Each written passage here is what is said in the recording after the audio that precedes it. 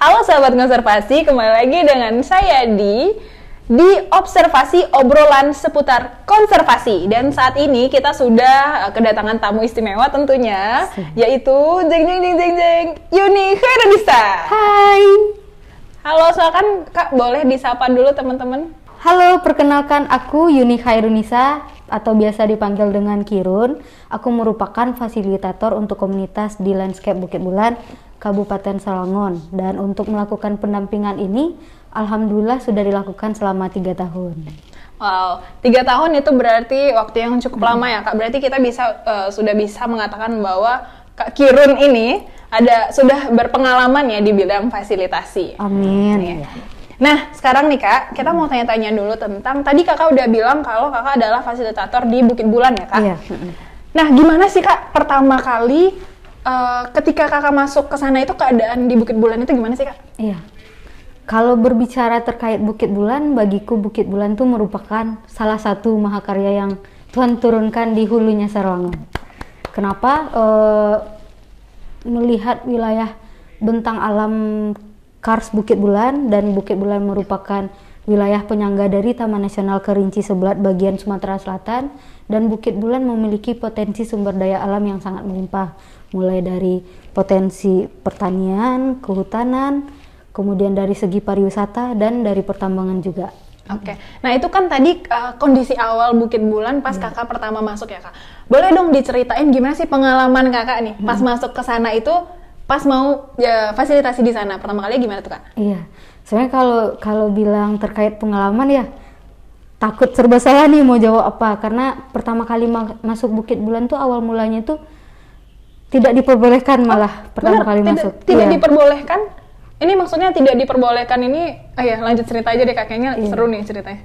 Ya, jadi awal mula masuk ke Bukit Bulan itu tepat pada saat ada gejolak di antara Desa Lubuk Bedorong dengan desa tetangga, di mana pada saat itu jalan menuju akses Bukit Bulan itu ditutup. Jadi masyarakat tidak boleh masuk ke wilayah Desa Lubuk Bedorong dan tidak boleh juga untuk keluar dari desa tersebut, karena waktu itu lagi ada gejolak lah, intinya seperti apa gitu ya. Tidak perlu kita bahas di sini. Dan pada saat itu sampai akhirnya kami tim mundur kembali untuk masuk Bukit Bulan, menunggu situasi di desa reda, dan akhirnya setelah hari ke-5 kalau nggak salah itu baru kita diperbolehkan masuk. Nah, itu diperbolehkan yang awalnya jalannya ditutup, aksesnya ditutup, kan warganya juga tidak ada yang boleh keluar masuk berarti ya. Iya. Nah, ketika hari ke-5 diperbolehkan itu gimana sih? Kenapa bisa diperbolehkan gitu? Iya. Kenapa akhirnya bisa diperbolehkan? Karena waktu itu kan sebenarnya yang jadi persoalan kenapa ada gejolak itu kan ada terkait penambangan emas ilegal. Jadi ada orang luar yang mencoba masuk ke dalam kawasan Lubuk Bedorong untuk melakukan penambangan emas, dan pada saat itu masyarakat tidak memperbolehkan adanya aktivitas tersebut. Jadi dari masyarakat luar tersebut tidak menerima itu, dan akhirnya inilah ada situasi yang akhirnya masyarakat memblokade jalan dan tidak boleh masuk masyarakat lain ke sana gitu.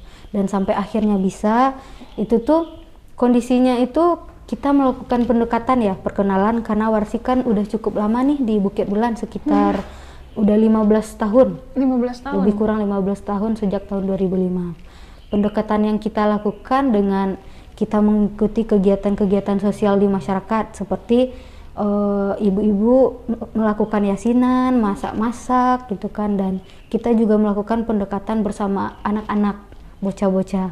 Jadi itu sih awal mula titik masuk saya di Bukit Bulan gitu, sampai akhirnya diterima. Oh gitu. Karena kan ketika si ibunya sudah bisa menerima, apalagi dari para bapak-bapak atau laki-laki gitu. Jadi perasaannya diterima itu gimana tuh Kak?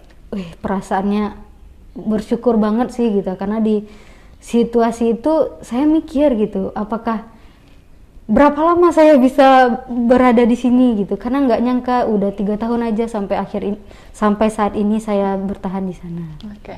Berarti karena adanya konflik itu, karena semuanya jadi ini ya kena imbas ya Kak ya? Iya, karena ada yang konflik itu. Oke Kak, nah itu berarti itu agak menegangkan juga ya Kak ya? Untuk pertama kali masuk dan menemui situasi seperti itu. Nah kalau untuk kondisi masyarakatnya itu pencarian utamanya apa sih Kak kalau di situ Kak? Iya, mungkin ada sedikit terlupa bahwa Bukit Bulan itu merupakan hamparan yang terdiri dari 6 desa, di mana 6 desa tersebut memiliki satu keturunan yang sama, yang merupakan keturunan dari marga Batin dan marga Penghulu, di mana dia terdiri dari 6 desa, yaitu Desa Lubuk Bodorong, Temalang, Meribung, Napal Melintang, Mersip, dan Desa Berkun.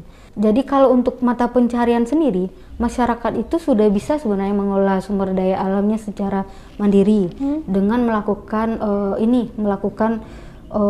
sistem mata pencariannya adalah bertani padi.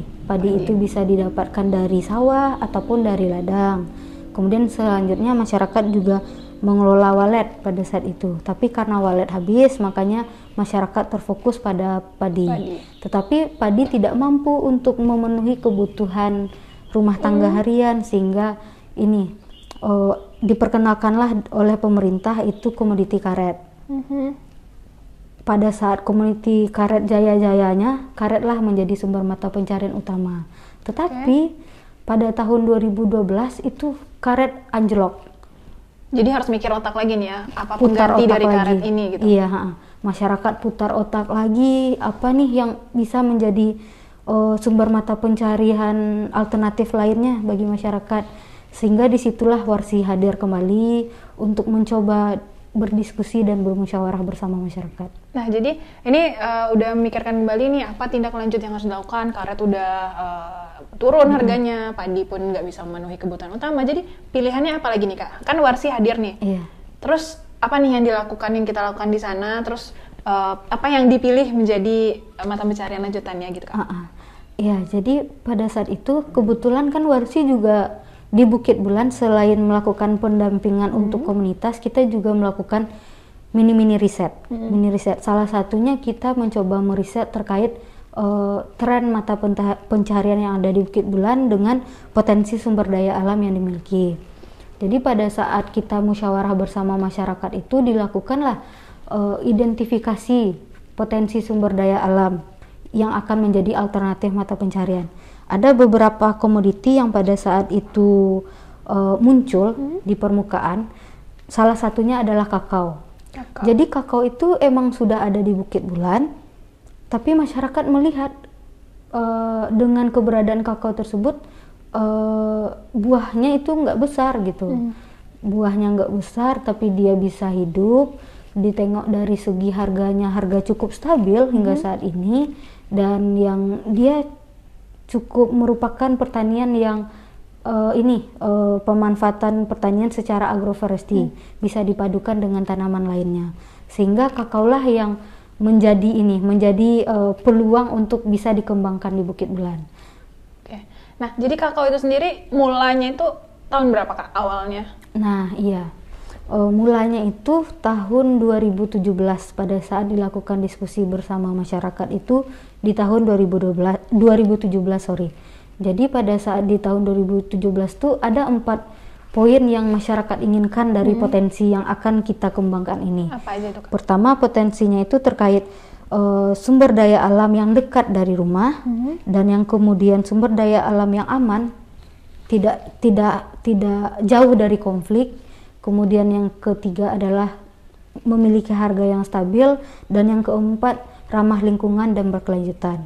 Sehingga dari hasil musyawarah tersebut masyarakat berkomitmen untuk mencoba mengembangkan budidaya kakao.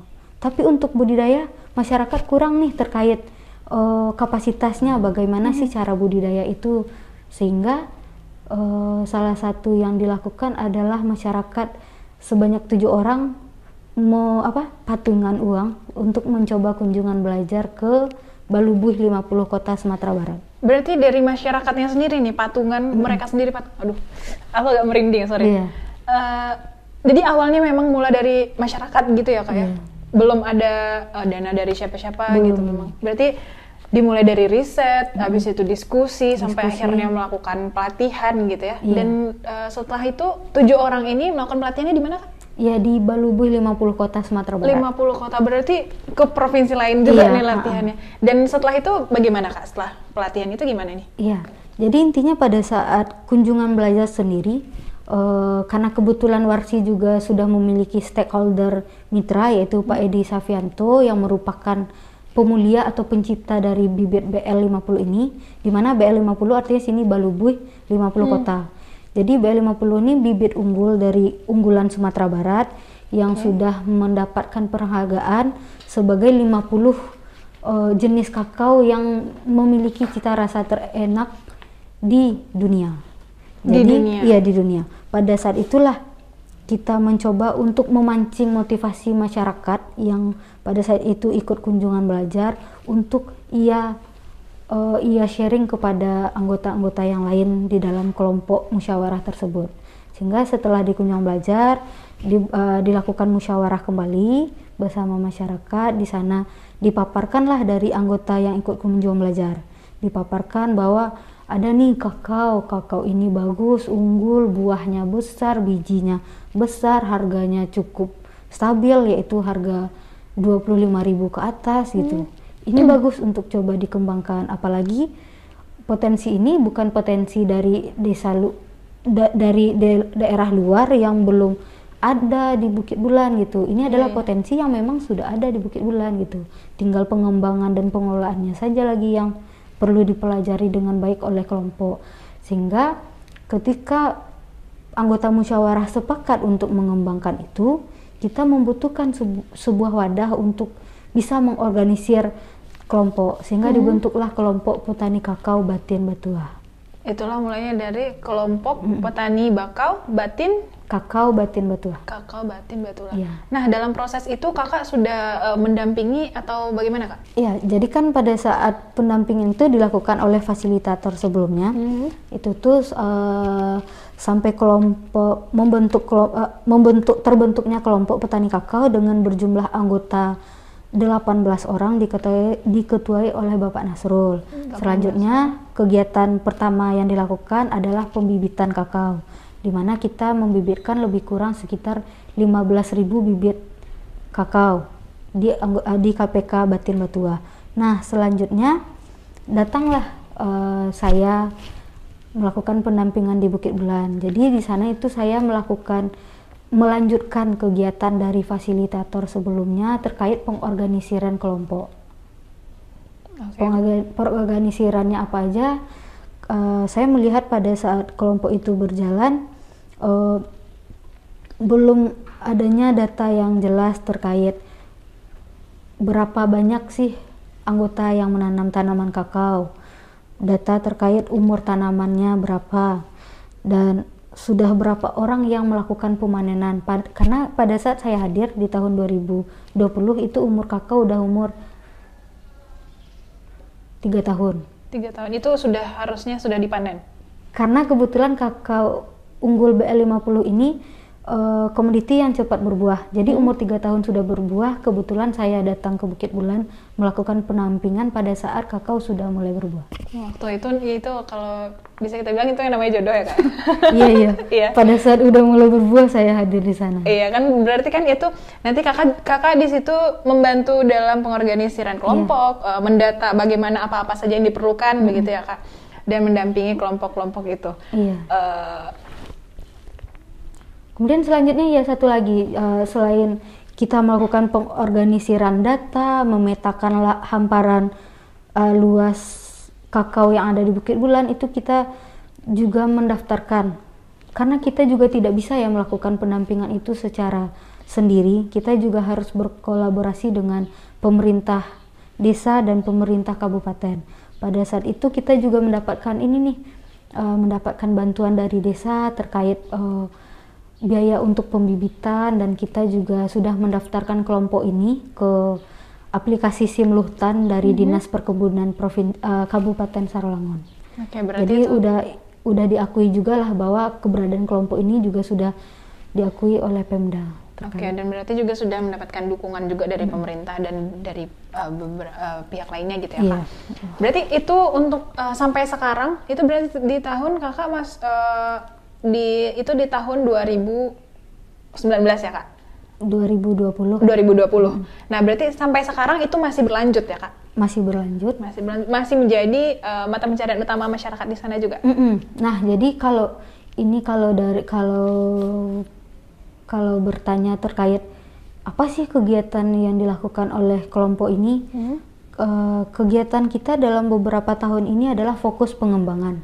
Karena setelah kita petakan terkait luas lahan dan hamparannya, itu dari 18 orang anggota itu sekarang sudah berkembang menjadi 23 orang, di mana dari 23 orang ini total luas lahan kakao sendiri itu 14,54 hektar yang coba kita lakukan pemetaan bersama tim surveyor Warsi.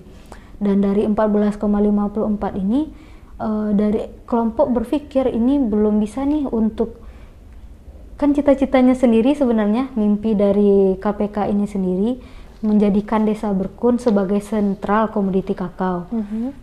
Nggak cuma Desa Berkun, sebenarnya lebih ke Bukit Bulan.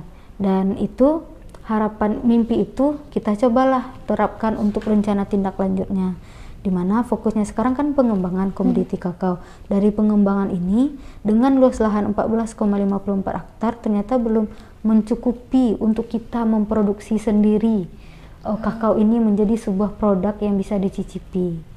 Sehingga dalam beberapa tahun ini kita lakukan pengembangan. Harapannya dari kelompok sendiri kakao juga memiliki produk. Oh, gitu. Berarti sampai sekarang itu masih dalam bentuk kakao mentah gitu ya. Nanti itu akan dilanjutkan ke pihak lain gitu untuk menjadikan kakao. Jadi semoga harapan-harapan ini juga bisa tercapai dalam waktu yang sudah direncanakan gitu. Saya ini balik lagi nih Kak ke yang awal tadi, boleh ya Kak? Kita menyinggung sedikit. Kakao itu, apa dampak kakao ini terhadap, ada kaitannya nggak sih? Atau ada kakao itu menjadi salah satu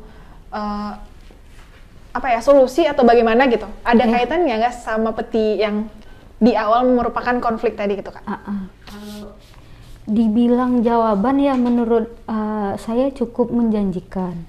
Kalau dibandingkan dengan emas ya menjadi salah satu tren sebelumnya di Bukit Bulan, itu sebenarnya kalau apple to apple ya belum bisa ya gitu, tapi setidaknya kakao ini bisa dilakukan budidayanya secara berkelanjutan, secara agroforestry, di mana kita juga mengoptimalkan suatu bentuk penggunaan lahan dengan beberapa jenis tanaman kehutanan, perkebunan pertanian, dan tanaman hortikultura. Ya, berarti bisa kita bilang juga kakao ini adalah salah satu penyelamat ya Kak? Iya, selain dia menyelamatkan ekonomi masyarakat, juga berfungsi untuk secara ekologis. Oke. Kita lanjut ke kakaonya nih Kak. Kalau untuk kakao sendiri itu manfaatnya apa aja sih Kak? Biar yang lain juga pada tahu ini informasinya tentang kakao gitu. Iya, karena kita di sini tidak luput dari darah muda ya. Iya. Kakao sendiri memiliki manfaat. Salah satunya adalah untuk menghilangkan stres. Iya. Dan kakao juga merupakan salah satu ungkapan rasa cinta kepada pasangan ya. Bukan kakao sih. Kakao ini kan merupakan sebuah komoditi. Sedangkan produknya sendiri adalah coklat. Iya, jadi manfaat coklat itu sendiri adalah sebagai ungkapan rasa cinta kita kepada pasangan. Selain itu ya juga merupakan komoditi yang memiliki antioksidan yang cukup tinggi untuk kesehatan, untuk mengurangi diabetes. Justru bisa mengurangi diabetes ya? Iya. Karena kan kakao sendiri kan memiliki gula yang cukup rendah. Jadi kalau kakak udah pernah dikasih coklat belum sama seseorang? Belum. Sama lagi kita. Enggak. Kayak miris banget deh kita Kak. Jadi kamu ada yang ngasih kemarin. Iya. Aku yang ngasih kemarin? Iya. Lupa ya. Oh iya. Dia nggak usah kita bahas di sini. Kayaknya mungkin teman-teman bisa ngasih kita kali ya Kak. Iya. Mungkin kamu bisa kasih kami coklat. Iya. Oke. Kita kembali lagi ke topik pembahasan kita Kak. Iya. Nah, kita udah bicara tentang bagaimana Kak Kirun masuk pertama kali, kita udah bicara apa aja nih yang dilakukan di Bukit Bulan gitu, sampai akhirnya sekarang itu sedang dalam proses pengembangan kakao itu sendiri di Bukit Bulan. Kalau untuk fasilitasinya Kak, ada nggak Kak pengalaman menarik gitu? Mau pengalaman menarik, pokoknya menarik, lucu atau menyeramkan atau gimana, pokoknya menarik yang bisa di-share ke teman-teman semuanya. Kalau pengalaman menarik banyak ya. Ayo ke Bukit Bulan. Pertama, kalau yang menariknya sendiri, Bukit Bulan tuh wilayah Kars. Wilayah Kars artinya sini merupakan wilayah tangkapan air untuk daerah Das Batanghari. Dan Kars artiannya di sini yang terlihat Karsnya ini adalah banyaknya ratusan goa yang sudah yang udah coba diteliti di Bukit Bulan, dan masih banyak nih ratusan Kars lagi goa-goa alam itu yang belum teridentifikasi. Sehingga dibutuhkan inilah banyak harapannya banyak peneliti-peneliti yang bisa meneliti Bukit Bulan. Kemudian selanjutnya, karena saya juga suka anggrek ya. Iya, FYI nih teman-teman, Kak Kirun ini adalah maniak anggrek karena di mana-mana kalau ada anggrek pasti dia itu fokusnya akan teralihkan gitu. Iya. Setelah kami coba melakukan mini riset dari Warsi juga, itu didapatkan sekitar 60-an jenis anggrek yang ada di Bukit Bulan. 60-an? Iya, menarik banget ketika itu bisa dikembangkan sebagai potensi HHBK karena ia terdapat di dalam kawasan hutan yang ada di Bukit Bulan. Selanjutnya, Bukit Bulan juga memiliki wisata yang cukup menarik, yaitu pertama Bukit Temulun. Ketika kita berada di kita naik menanjaki Bukit Batuan, terlihat hamparan luas landscape Bukit Bulan. Dan kemudian juga ada bukitnya Bukit Bulan, di mana bukit tersebut kalau zaman dahulu tuh terlihat cahaya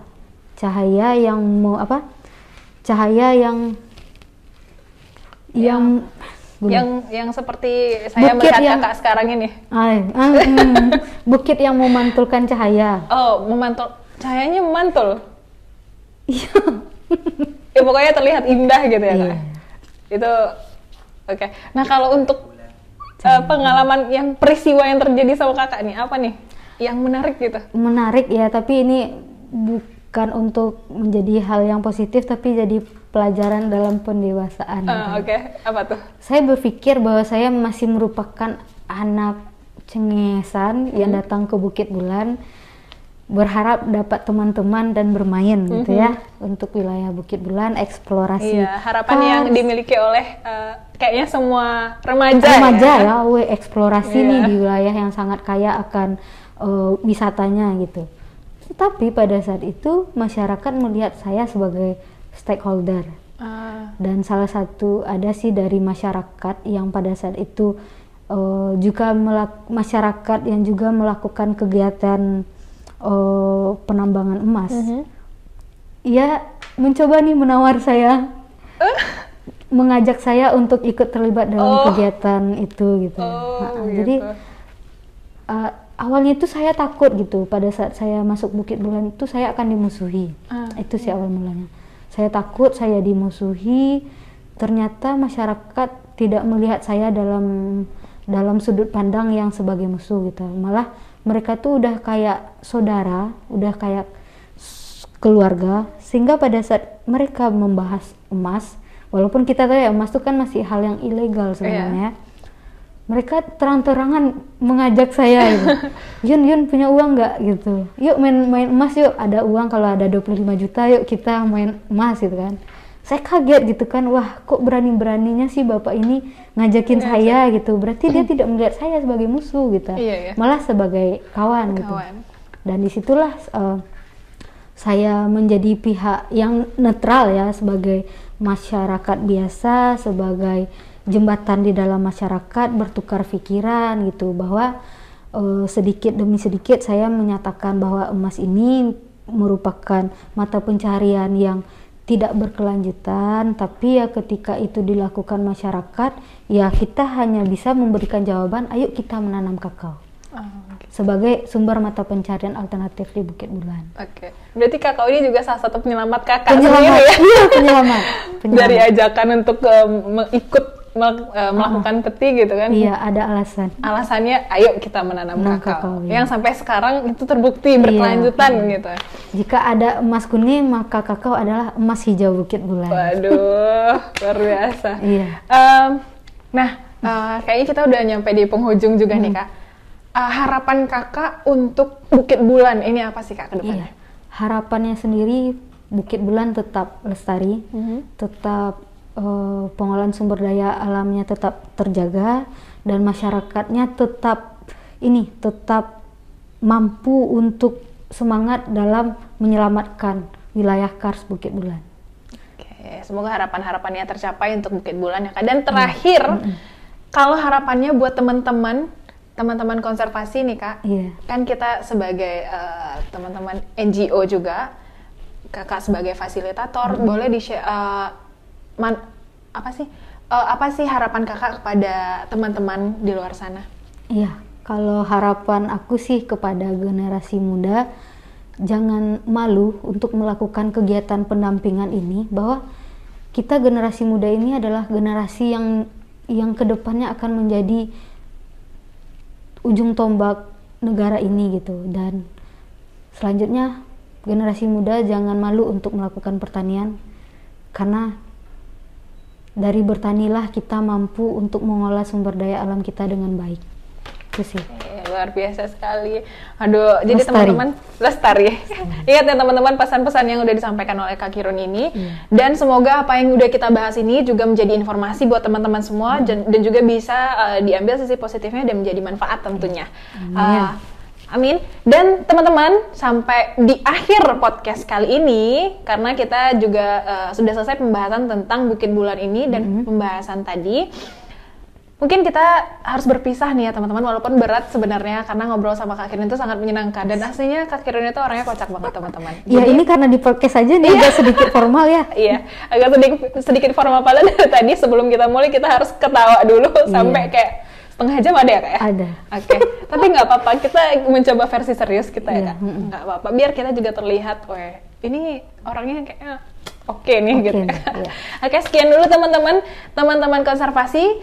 Sampai berjumpa lagi di next observasi, dan terima kasih Kak Kirun. Sama-sama. Dadah. Dah.